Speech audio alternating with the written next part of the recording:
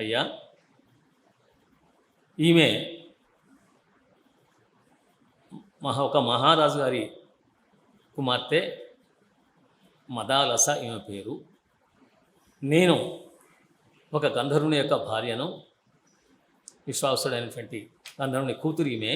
నేనేమో ఒక గంధర్వుని యొక్క భార్యను. నా భర్తను జంభాసుడనే రాక్షసుడు చంపేశాడు.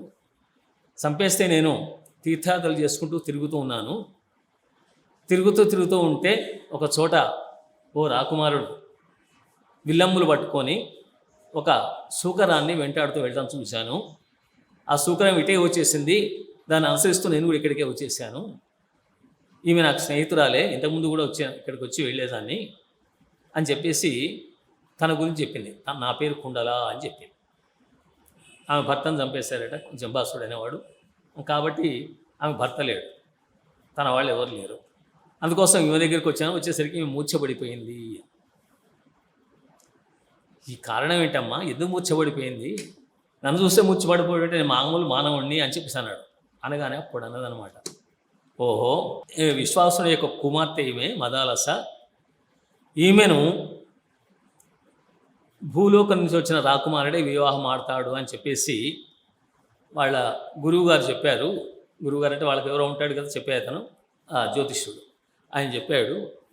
అందుకోసం ఆయన కోసం ఎదురు చూస్తుంటే పాతాళకేతు అనే రాక్షసుడు ఈ రాకుమార్తె అని చెప్పారు కదా, అక్కడ విహరిస్తూ ఉంటే ఉద్యానవనంలో వాడు చీకటిని ఏర్పాటు చేశాడు. మొత్తం చీకటి అయ్యేట్టుగా చేశాడు. పగటిపూట పగలు ఉద్యానవనంలో తిరుగుతుంది చిరికత్తలతో, మొత్తం చీకటి అయిపోయింది. అంతటా ఏమీ కనిపించట్లేదు. చిరికత్తలు ఈమెను వెతుకుంటూ వచ్చారు. ఈమె చిరికత్తలు వెతుకుతుంటూ వెళ్ళింది. ఎవరికి ఎవరు దొరకలేదు. చివరికి వాడు ఆ పాతాళకేతు ఆ చీకట్లోనే ఈమెను అపహరించుకొని తీసుకొచ్చి ఇక్కడ ఉంచాడు. ఇది పాతాళలోకమే, ఇక్కడి నుంచి తీసుకొచ్చాడు. ఈమె అక్కడ గంధర్వ లోకంలో ఉండేటువంటి కన్యను ఎత్తుకొచ్చాడు వాడు ఈమెను పెళ్లి చేసుకుందామని ప్రణాళిక ప్రకారంగా తీసుకొచ్చాడు. వచ్చే త్రయోదశి నాడు ముహూర్తం కూడా పెట్టుకున్నాడు. అంటే అప్పుడు చెప్పిన కథ జరిగిన సందర్భంలో వచ్చే త్రయోదశి నాడు వివాహం చేసుకోవడానికి ఏర్పాటు చేసుకుంటున్నాడు. వాడు ఈమెకు తగినవాడు కాదు. ఈమెకు అసలే ఇష్టం లేదు. అందుకే నిన్న చాలా నుంచి బాధపడుతూ తీసుకొచ్చి చాలా కాలమైంది. బాధపడుతుంది అంటే ఈ రాకుమారుడు ఎన్నాళ్ళు తిరిగాడో మనం దీన్ని బట్టి మనం ఊహించుకోవచ్చు. చాలా కాలం తిరిగి వచ్చాడు. ఆ తోలేష్టం వేగంగా వచ్చింది కాబట్టి తిరగడం లేదు, చాలా రోజులు బట్టి. ఇక్కడ బాధపడుతుంది ఈమె, దుఃఖిస్తూ ఉంది. నిన్న ఆత్మహత్యా ప్రయత్నం కూడా చేసింది. ఇక నేను బతకడం వృధా, ఎవడో ఒకడిని చేసుకొని పెళ్లి చేసుకొని జీవించడం కాదు, నేను మరణిస్తాను అని చెప్పేసి అనుకుని ఆత్మహత్యా ప్రయత్నం చేసింది. అప్పుడు ఆ సమయంలో నేను ఇక్కడే ఉన్నాను కాబట్టి ఆమెను కాపాడగలిగాను. ఆమె ఎవరో రాకుమారుడు వస్తాడు, ఆయన కోసమే ఎదురు చూస్తుంది. మానవ రాకుమారుడిని వివాహం చేసుకోవడానికి సిద్ధంగా ఉంది అని చెప్పేసి ఆమె చెప్పింది అన్నమాట. ఈమె చెప్పింది కదా, శూకరాన్ని వెంటాడుతూ వచ్చాడు రాకుమారుడు అని. అదంతా విని అప్పుడు ఇదని చెప్పాడు అనమాట. అమ్మా, నేను శత్రుజిత్తు కుమారుణ్ణి, భూలోకాన్ని పరిపాలిస్తున్న చక్రవర్తి అయిన ఆ శత్రుజిత్తు మహారాజు గారి నుంచి మీరు కూడా విని ఉంటారు. ఒకవేళ వినకపోతే ఆయన కుమారుని నేను, నా పేరు ఋతధ్వజుడు అంటారు. ఆ ఋతధ్వజుడైన నేను గాలవ మహర్షి ఆశ్రమాన్ని కాపాడడానికి నేను ఆయన ఇచ్చినటువంటి అశ్వం మీద బయలుదేరి వచ్చాను. అదే అశ్వం మీద ఇక్కడ దాకా వచ్చాను. చాలా శక్తివంతమైన అశ్వం అది. మా నాన్నగారి దగ్గరికి వచ్చి ఆయన కోరాడు. పాపం ఋషులు వచ్చి సామాన్యంగా అడగరు, ఎవరిని ఏమేమి కోరరు. ఇబ్బంది వచ్చినప్పుడు మాత్రమే రక్షణ కోసం అడుగుతారు. రక్షించాల్సిన బాధ్యత రాజుది. అందుకోసం మా నాన్నగారు ఆయన వెంట పంపించారు. ఈ వృత్తాంతం అంతా చెప్పింది. నేను దాన్ని రక్షణ చేస్తుండగా ఆ రాక్షసుడు నాకు కనిపించకుండా శూకర రూపంలో వచ్చాడు. ఆ శూకరాన్ని వెంటాడి వచ్చింది నేనే. బాణం వేశాను, మధ్యలో అది తగిలిందో తప్పించుకుందో నాకేం అర్థం కాలేదు. అది కనిపించకుండా పోయింది. గోతిలో దూకింది. నేను కూడా గోతిలో దూకేశాను గుర్రంతో సహా. ఇలా దాన్ని వెంబడించి ఇక్కడ దాకా వచ్చాను, కానీ అది మాత్రం కనిపించలేదు అనగానే అప్పుడు ఆమె చెప్పింది, కుండల, నేను ఆ శూకరం కోసమే చూస్తున్నాను, కానీ అది శూకరం కాదని నాకు ఇప్పుడు అర్థమైంది. ఆ రాక్షసుడు ఆ రూపంలో వచ్చి ఉంటాడు మీ దగ్గరికి. వాడు పాతాళకేతు అని పేరు. ఆ రాక్షసుడు ఇప్పుడు ఈమెను బంధించిన వాడే తీసుకొచ్చి ఇక్కడ పెట్టాడు లోపల. ఈమె ఎక్కడికి పోవడానికి వీలు లేకుండా ఉంది. ఈమెను కాపాడే వాళ్ళు కూడా ఎవరు లేరు. ఆ మానవ రాకుమారుడు వస్తేనే ఈమెను వివాహం చేసుకుంటేనే ఇక్కడికి తీసుకెళ్ళగలడు, లేకపోతే ఈమెకు ప్రాణత్యాగమే గమ్యం. గతి, అంతకు మించి ఇంకేం లేదు అని చెప్పేసి ఆయన స్పష్టంగా చెప్పిన తర్వాత అప్పుడు అర్థమైంది నాకు. ఓహో, నేను వెంటాడుతూ వచ్చింది నేనే కదా, కాబట్టి ఈమెను వివాహం చేసుకోవాలని చెప్పేసి అనుకొని, సరేమ్మా నేను రుతధ్వజుని, నేను అవివాహితుడిని, అనుమానం ఏం లేదు, కాబట్టి నేను ఆ సుకరణ వెంటాడింది నేనే, కాబట్టి ఈ అమ్మాయిని వివాహం చేసుకుని నాకు ఎలాంటి అభ్యంతరం లేదు అన్నాడు. ఆమె పాపం మూర్ఛించి తేరుకుంది, ఈ మాటలు వింటోంది, కొంచెం చిరునవ్వు నవ్వింది. అప్పుడు పడిపోయింది కదా, ఆమె వీళ్ళిద్దరు మాట్లాడుకుంటున్నారు, ఆమె పడిపోయి ఉంది. ఈయన చూసి మూర్ఛపోయింది. ఈయన బ్రహ్మధుడా అనుకుంది ఆమె, చూడడానికి కళ్ళు కూడా సరిపోవట్లేదు అని అనిపించింది ఆమె, అంత అందగాడు. అంటే నచ్చినప్పుడు ఎట్లా ఉంటుందంటే తాను మునిగింది గంగా తాను మెచ్చింది రమ్మ అన్నట్టుగా ఉంటుంది ఎవరికైనా సరే. పరిస్థితి ఈయనకు అట్లాగే ఉంది, ఆమెకు అట్లాగే ఉంది. చూసింది, మదారస లేచి కూర్చోవాలి, కుండలు చెప్పిన తర్వాత నెమ్మదిగా లేచి కూర్చుని తలకాయ ఉంచుకొని కూర్చొని, ఏం లేదు, ఆ రాకుమారుడు ఎవరైతే నీకు పెద్దవాళ్ళు చెప్పారో ఆ రాకుమారుడు ఇతడే ఆ సూకరాన్ని వెన్నడుతూ వచ్చాడు, ఆ రాక్షసుని. ఆ రాక్షసుడు సూకర రూపంలో వచ్చి ఉంటాడు, అందుకోసం ఆ పంది రూపంలో వచ్చినప్పుడు ఆ రాక్షసుడే, వాడే కదా నిన్ను బంధించింది పాతాళకేతువు. పాతాళకేతువుని పాతాళంలో బంధించేటువంటి వాడు దుర్మార్గుడు. అందుకోసం నేను తీసుకొచ్చి ఇక్కడ పెట్టాడు వాడు. నువ్వు ఇతన్ని వివాహం చేసుకుంటే ఇక నేను వాడేం చేయలేడు, ఈయన అతను చంపేస్తాడు, ఆ రాకుమార్ చంపుతాడని కూడా చెప్పిన, కాబట్టి ఇతను చంపేస్తాడు, ఇక నీకు ఎట్లాంటి భయం ఉండదు, హాయిగా నువ్వు సుఖంగా ఉండొచ్చు అని చెప్పేసి అన్నారు. అప్పుడు ఆ సందేహంలో పడింది, మా నాన్నగారి అనుమతి లేకుండా ఎట్లా పెళ్లి చేసుకోవాలి, ఇది కష్టమైన పని కదా, తండ్రి గారి అనుజ్ఞ కావాలి కదా, అనుజ్ఞ లేకుండా ఎట్లా పెళ్లి చేసుకుంటారు, ఎవరు పడితే వాళ్ళని ఎక్కడ పడితే అక్కడ పెళ్లి చేసుకోవడానికి వీలేదు. మీరు చేసుకుంటానంటే అది వేరుగా, అది స్వేచ్ఛా జీవితం వేరు, ఆ స్వేచ్ఛా జీవితం ఉండేది కాదు ఆ కాలంలో. అందుకోసం ఏ లోకంలోనైనా సరే మానవులు తల్లి తండ్రికి గౌరవం ఇస్తారు. ఆ తల్లిదండ్రికి గౌరవం ఇవ్వకుండా వాళ్ళకి చెప్పకుండా చేసుకుంటే ఇబ్బందులు వస్తాయి జీవితంలో. ఇబ్బందులు వస్తే ఎవరు ఆదుకునే వాళ్ళు ఉన్నారు. ఇప్పుడు ధైర్యంగా ఉంటున్నారు, సరే ఒంటరిగా పని చేసుకుంటున్నారు, అది వేరు. తల్లిదండ్రులు ఎదిరించి పెళ్లి చేసుకున్న సంఘటనలు కూడా కనబడుతున్నాయి. కానీ నాన్న వాళ్ళు దగ్గర లేకపోతే ఒక్కోసారి ఇబ్బంది వస్తుంది, విడిపోయి ఒంటరిగా కూడా బతకాల్సిన పరిస్థితులు ఏర్పడతాయి. కానీ ఆ కాలంలో ఆమె చెప్పిందనమాట, తండ్రి యొక్క అనుమతి లేదు కదా, కొండల రకరకాలుగా చెప్పి చూసింది, పర్వాలేదమ్మా ఇబ్బంది లేదు, మీ నాన్నగారు అంగీకరిస్తారు, చెప్పొచ్చు, ఇతన్ని వివాహం చేసుకుంటేనే రాక్షసుని చంపగలడు, నువ్వు చేసుకోవాలి, ముందు చేసుకుని నేను కాపాడాలంటే నేను తీసుకెళ్ళాలంటే పెళ్లి చేసుకోవాలి, పెళ్లి చేసుకుంటే ఎలా వెళ్తాం ఆయన వెంట, పెళ్లి చేసుకుంటే కదా నీకు గుర్రం మీద తీసుకెళ్ళేది నేను, అందుకోసం నువ్వు వివాహం చేసుకుంటేనే మంచిది అని చెప్పేసి రకరకాలుగా చెప్పిన తర్వాత భగవంతుడికి నమస్కారం చేసి, మా నాన్నగారి అనుమతి ఇక్కడి నుంచే కోరుతున్నాను అన్నది. ఎంతగా నీకేం చేస్తున్నా ఆవిడ పాపం, తండ్రి దగ్గరికి వెళ్ళే అవకాశం లేదు, విశ్వాసం దగ్గరికి వెళ్ళే అవకాశం లేదు, ఆ లోకానికి వెళ్ళాలంటే వాడు వెళ్ళనివాడు, తన మాయ చేత మొత్తం బంధించి పెట్టాడు, ఆ మాయను ఛేదించగలిగిన వాడు ఇతను ఒక్కడే, ఈ కులయాశ్రుడు మాత్రమే. కాబట్టి ఈ కులయాశ్రుని వివాహం చేసుకోవడానికి చివరకు చిరికత్త చెప్పగా సరే అని చెప్పేసి అంగీకరించాడు. అలా అంగీకరించిన తర్వాత ఈ రాకుమారుడు అనుకున్నాడు, నేను మా నాన్నగారు చెప్పలేదు కదా, అయినా సందేహం, అప్పుడు వచ్చింది సందేహం. ఇప్పుడు ఆమె ఆలోచిస్తుంది బాగానే ఉంది, మరి నా పరిస్థితి కూడా అంతే కదా, తల్లిదండ్రులకు చెప్పకుండా పెళ్లి చేసుకోవడం ఏంటి, గాంధార వివాహం చేసుకోవచ్చు, కానీ అష్టవిధ వివాహాలు ఉన్నాయి కదా, అష్టవిధ వివాహాల్లో గాంధార వివాహం ఉంది, శకుంతల చేసుకుంది అదే కదా, దానివల్ల ఇబ్బందులు పడింది కూడా కొన్ని. సరే ఏది జరిగినా కూడా వివాహాల్లో, అష్టవిధ వివాహాల్లో గాంధార వివాహం కూడా విధి ప్రకారం చేసుకోవచ్చు. గాంధార వివాహం, రాక్షస వివాహం, పైశాచిక వివాహం, బ్రాహ్మ వివాహం, ప్రాజాపత్య వివాహం అని వివాహాలు ఉన్నాయి. ఇలాగ మనం అందరం చేసుకునేవి ప్రాజాపత్య వివాహం లేదా బ్రాహ్మ వివాహం. అంటే పురోహితులను పిలుచుకొని కూర్చోబెట్టి పద్ధతి ప్రకారంగా తల్లిదండ్రుల అనుమతితో సంబంధాలు చూసుకొని భార్యాభర్తలు కూడా చేసుకునేవి. అసలు దీనికి ఒక పద్ధతి కూడా ఏర్పాటు చేశారు, మన ఊరికేనే కాదు, వివాహం మానవుల వ్యవస్థ చాలా అద్భుతమైన వ్యవస్థ ఏర్పాటు చేశారండి, వివాహ వ్యవస్థ. ఈ సందర్భంగా చెప్పడం తప్పేం కాదాము. ఒక శ్లోకం చదువుతారు పెళ్ళిలో, లగ్నాష్టకాలని చదువుతుంటారు. దాంట్లో కళ్యాణం కమనీయ కోమలకరైర్ర్ధక్షతారోపణం కన్యాదాన పురస్సరం సురగురో విప్రాశిషానుగ్రహం బాహ్వోః కంకణ బంధనం దిశగుణం మాంగళ్య సూత్రాన్విత అని చెప్పేసి సీతారాఘవయోరు వివాహ సమయే దేయాదిదం మంగళం అని చెప్తారు. సీతారాములు ఎలా వివాహం చేసుకున్నారు, ఆ పద్ధతులు చేసుకోండి అని చెప్పి దీంట్లో ఆర్ద్రాక్షతారోపణం అని ముందు చెప్పాడండి. ఆర్ద్రాక్షతారోపణం అంటే ఆర్ద్రాక్షతలు అంటే పసుపు కలిపినటువంటి బియ్యం, తలంబ్రాలు. ప్రాలు అంటేనే బియ్యం, తలంబ్రాలు అంటే తల మీద పోసే బియ్యం, తెలుగులో తలంబ్రాలు అంటారు వాటిని. ఈ తలంబ్రాలు అనేవి మొట్టమొదట శ్లోకంలో చెప్పాడు, చివరిలో చేస్తారు కార్యక్రమం.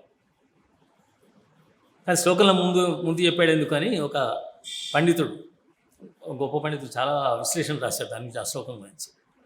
ముందెందుకు చెప్పాడంటే ఆ తలంబ్రాలు పోసేప్పుడు చదివేటువంటి మంత్రాలే వాళ్ళ జీవితానికి మూలమైనవి అని. అన్ని మూలమైనవే, అన్నిట్లో ఉంది వివరణ.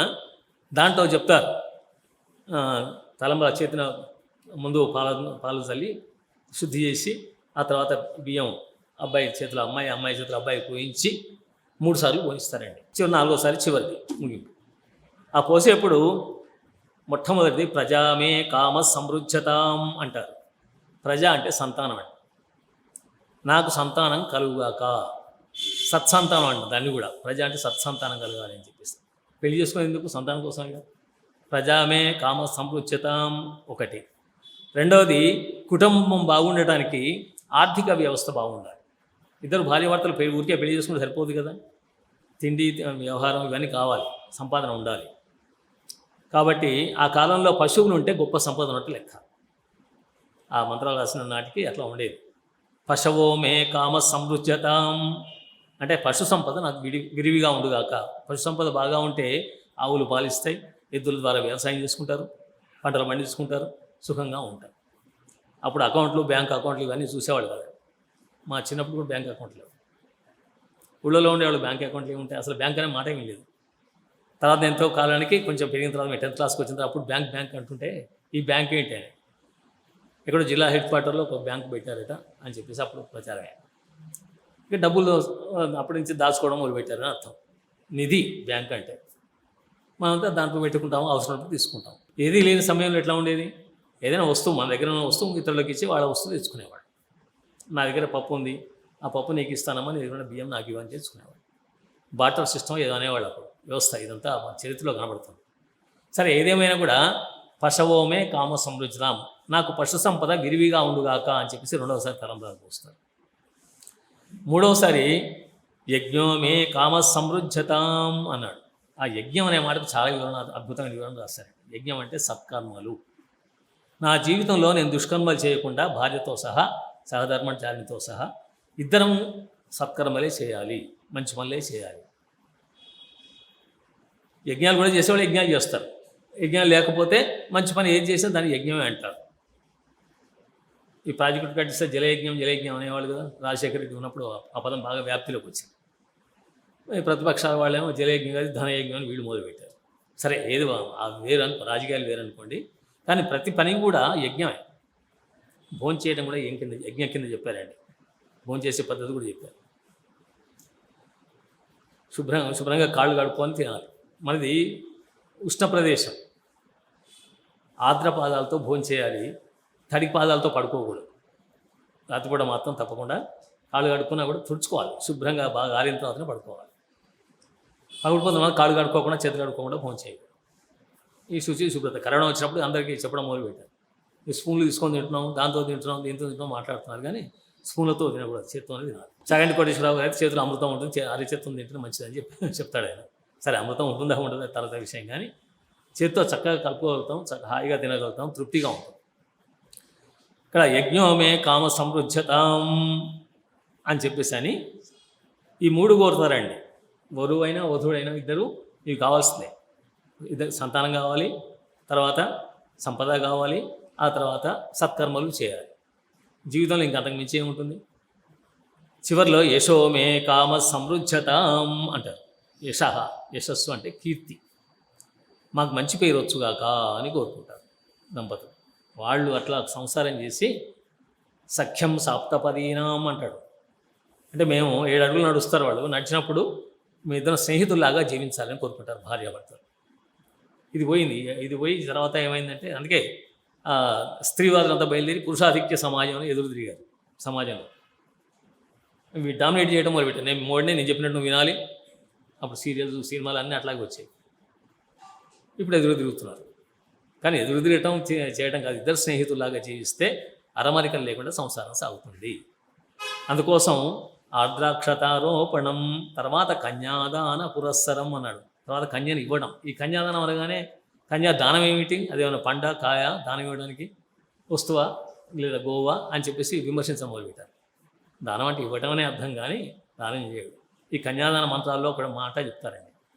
ఏమని చెప్తారంటే, ప్రతి దానం ఏది వస్తువు దానం ఇచ్చినా కూడా ఇతరులకు నమ్మమ అని చెప్పిస్తారు. ఈ వస్తువు ఇంకా నాది కాదు, నీది అని చెప్తారు. కన్యాదానంలో నమ్మమ అని చెప్తారు, పొరపాటున కూడా చెప్తారు. సంప్రదతే అని ఆపేస్తారు. సంప్రదతే నమ్మమ అని ఆయన మాట వాడరు. మీరు జాగ్రత్తగా వింటే మీకు తెలుస్తుంది. అందుకోసం కన్యాదానం చేసినప్పుడు హక్కు పోయిందని అర్థం కాదు, తల్లిదండ్రులకు సంబంధం లేదని అర్థం కాదు. పెళ్ళైపోయింది, మీరెందుకు మధ్యలో మీ తల్లిదండ్రులు మీకు సంబంధం లేదు అనకూడదు. అమ్మాయికి ఏ ఇబ్బంది ఉన్నా కూడా అత్తవారింటి నుంచి తల్లిదండ్రులు మేము ఉన్నాము కాబట్టి వాళ్ళకు కూడా బాధ్యత ఉంటుంది. అందువల్ల మన మంత్రాల్లో చాలా అద్భుతమైన వ్యవహారం ఏర్పాటు చేశారు. అందుకే వివాహం చేసుకోండి. గాంధార వివాహం అప్పుడు ఇలాంటి పరిస్థితి ఉండదు. అందుకే ఆయన కూడా సంకోచించాడు, చేసుకున్నా వద్దా, రాజుకు అర్హత ఉంది అని ఆలోచించి చివరకు వాళ్ళ గురువు గారిని ధ్యానం చేశాడు. తుంబురుడు ఆయన గురువు అట, సంగీతం నేర్పిన గురువు, తర్వాత మిగతా విద్యా గురువు, అన్నిటి గురువు తుంబురుడు. తుంబురుని ధ్యానం చేస్తే ఆయన వచ్చేసాడు. తుంబురుడు నారదుడు అంతా దేవఋషులు. అందుకోసం తుంబురుడు వచ్చేసి ఆయన వివాహం చేసుకోవచ్చు, అమ్మాయి కూడా చేసుకోవచ్చు, గంధర్వ కన్య కాబట్టి తప్పేం లేదు అని చెప్పేసి నిర్ణయించి ఇద్దరికి వివాహం చేస్తాడు. తుంబురుడే అక్కడ అగ్నిని ఏర్పాటు చేసి ఆ ప్రాంతంలో ఎప్పటికప్పుడు అన్ని ఏర్పాట్లు చేసేసి వివాహాన్ని సాకల్యంగా నిర్వహిస్తాడు. పెళ్ళి ఎలా జరగాలో అలా పెళ్లి కార్యక్రమం అంతా చేసేస్తాడు. చేసిన తర్వాత సప్తపది ఇవన్నీ జరుగుతాయండి, కార్యక్రమం అంతా చేసేస్తారు. చేసిన తర్వాత ఆయనకు తుమ్ముడికి నమస్కారం చేసి, స్వామి మీకు దక్షిణ అని చెప్పేసి అంటాడు. దక్షిణ ఏంటయ్యా, మీరు ఎప్పుడు నిరంతరం మాకు ఇస్తూనే ఉంటారు, మాకు దక్షిణ ఏం అవసరం లేదు, నమస్కారం చేయండి దంపతులు, మిమ్మల్ని ఆశీర్వించి వెళ్తానని చెప్పేసి అన్నాడు. అలా తుమ్మురుని పాదాల మీద ఇద్దరు పడ్డారు దంపతులు, వెళ్ళిపోయారు. తర్వాత ఈ చెలికత్తె కుండలాంది, ఆహా నా బరువు బాధ్యతలు తిరిగిపోయినాయి, ఈ అమ్మాయిని కాపాడదామనే నేను ప్రయత్నం చేస్తున్నాను, నేను ఎప్పుడైతే ఆ సూకరాన్ని చూశానో అందుకోసం ఈ లోపల రాగలిగాను, దొరికింది, మళ్ళీ ఇక్కడ కనిపించింది, ఉద్యానవనంలో మాయమైంది, ఇక్కడ కనిపించింది, ఈ మదాలస అదృష్టవంతురాలు బయటపడిందని చెప్పేసి అనుకొని సంతోషపడి, అయ్యా మహారాజా, ఈమెను అప్పగించడానికి కూడా ఇక్కడ ఎవరు లేరు కాబట్టి మీరు జాగ్రత్తగా చూసుకోండి అమ్మాయిని, నేను కాస్త పెద్దదాన్ని, నాకు భర్త లేడు కాబట్టి నేను తీర్థయాత్రకి వెళ్ళి నా జీవితాన్ని నేను ఏ క్షేత్రంలోనో ముగించేస్తాను అని చెప్పేసి సమ్మతి ఇవ్వండి అని చెప్పేసి ఆమె వెళ్ళిపోయింది. ఈయన అశ్వం మీద బయలుదేరి ఆమెను తీసుకొని బయలుదేరాడు. బయలుదేరి ఎక్కడికి వెళ్ళాడో ఏం చేశాడో మనం రేపు మిగతా విషయాన్ని చూద్దాం. స్వస్తి. స్వస్తి ప్రజాభ్యః పరిపాలయంతాం న్యాయేన మార్గేణ మహిమహీషాః గోబ్రాహ్మణేభ్యః శుభమస్తు నిత్యం లోకాః సమస్తాః సుఖినో భవంతు. సర్వే భవంతు సుఖినః, సర్వే సంతు నిరామయాః, సర్వే భద్రాణి పశ్యంతు, మా కశ్చిత్ దుఃఖభాగ్ భవేత్. స్వస్తి.